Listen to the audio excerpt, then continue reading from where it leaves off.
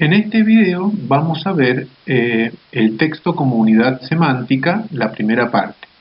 En este documento de cátedra, que vas a tener al final de los 3 videos que te voy a presentar, vamos a abordar el tema cohesión. La cohesión es cómo se relacionan las diferentes partes del texto, es decir, cómo se relacionan las oraciones entre sí, los párrafos entre sí, el título y el cuerpo a través de determinados mecanismos. Cuando los hablantes se comunican, lo hacen a través de textos. Vale decir que cuando los hablantes tienen un objetivo comunicacional, lo llevan adelante o lo cumplen a través de un texto. En estos textos está lo que se llama un movimiento semántico continuo.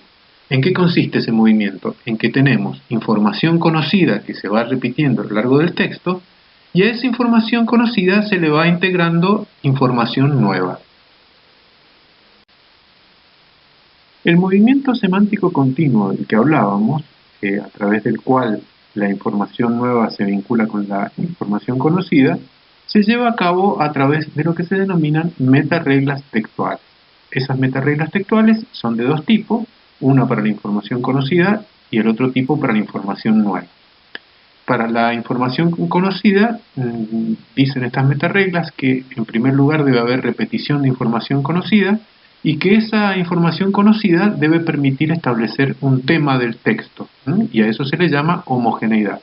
Y por otro lado tenemos las metareglas de información nueva que tienen que ver con la progresión temática, es decir, que se debe acrecentar la información del texto, y con la no contradicción, es decir, que esa información no debe contradecirse entre sí. En este video vamos a centrarnos en la información conocida. Tomemos el ejemplo de este texto que te leo a continuación para ejemplificar cómo se vincula la información conocida. Más casas, lotes y obras. El gobierno provincial entregó los préstamos para la construcción de viviendas y obras de infraestructura que beneficiará a 300 familias a través del Instituto Provincial de la Vivienda, IPV. La línea de crédito por 1.250.000 pesos del IPV estará destinada a la construcción de 30 casas en el barrio Santa Rita II, la compra de 265 lotes y la realización de obras para servicios públicos en el barrio Olivares. Fíjate cómo la información que aparece en el título, casas, lotes y obras, se repite después en la primera oración del texto, en viviendas y obras, y se vuelve a repetir en la segunda oración del texto, donde dice casas, lotes y obras que están subrayadas. No es la única información que se repite. Fíjate que también en la primera oración del texto tenemos préstamos, que después se vuelve a repetir en la segunda oración del texto donde dice crédito. Esta repetición de la información hace que el texto esté cohesionado, es decir, que estén relacionadas las distintas oraciones de un texto. Las características fundamentales de la cohesión es que, en primer término, se establece entre elementos observables del texto. Esto quiere decir que se pueden ver en el texto, están presentes en el texto. Es un concepto semántico porque tiene que ver con el significado de las oraciones y de la información, pero a su vez un concepto relacional porque permite establecer relaciones. Y como es un concepto que va más allá de las oraciones, sino que es precisamente vincular diferentes oraciones, decimos que es un fenómeno de hipersintaxis. ¿Cómo se lleva adelante la cohesión? A través de determinados mecanismos que se llaman mecanismos cohesivos y que se dividen en 2 grandes grupos, mecanismos de repetición y de progresión temática vinculadas a las metareglas que vimos recién. Como dije, nos vamos a ocupar de la metaregla o los mecanismos referidos a la repetición.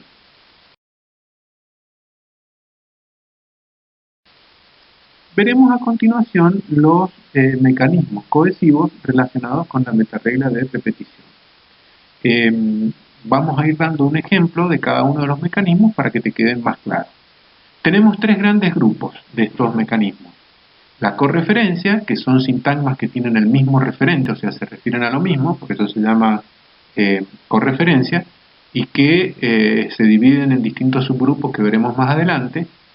La determinación, que tiene que ver con la presentación de información desconocida o información nueva y información conocida.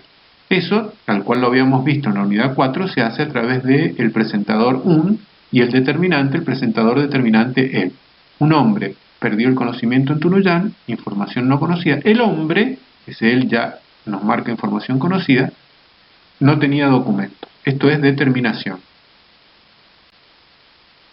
El tercer grupo de los mecanismos relacionados con la metaregla de repetición se llama marca morfológica.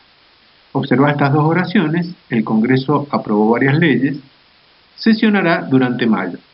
Ese sesionará nos remite al Congreso. ¿Por qué? Porque es un verbo terminado en tercera persona singular, que tiene un sujeto tácito. Ese sujeto tácito nos remite a la oración anterior del Congreso, por eso es un mecanismo cohesivo, y como es a través de la morfología del verbo que nos remite a, digamos, a la oración anterior, se llama marca morfológica. Retomamos ahora la correferencia. La correferencia tiene una subdivisión que son los sintagmas plenos. Ahí los mecanismos cohesivos que tenemos pueden ser de repetición de copia o cuasicopia, cuando se repite todo un segmento de la oración o una parte. Por ejemplo, Roberto Juárez vivía en Rosario, Juárez es el principal sospechoso, ahí tenemos el mecanismo de cuasicopia. O también puede ser a través de sinónimos. Había bancos en el aula, para colmo muchos pupitres estaban rotos. Ahí tenemos dos sinónimos que hacen que las oraciones se cohesionen entre sí. El tercer mecanismo es los cuasisinónimos, que son sinónimos que funcionan como sinónimos, son palabras o frases que funcionan como sinónimos solo en determinados contextos. Pueden ser cuasisinónimos discursivos, por ejemplo, Argentina tendrá superávit este año, eso será beneficioso para el país. Observa, Argentina y país acá funcionan como sinónimos. Pueden ser contextuales, cuando yo necesito apelar al contexto para determinar que se refieren a lo mismo. Pueden ser perífrasis, cuando el cuasisinónimo me amplía la información. O puede ser una metáfora, como vemos en el ejemplo, una metáfora o una metonimia.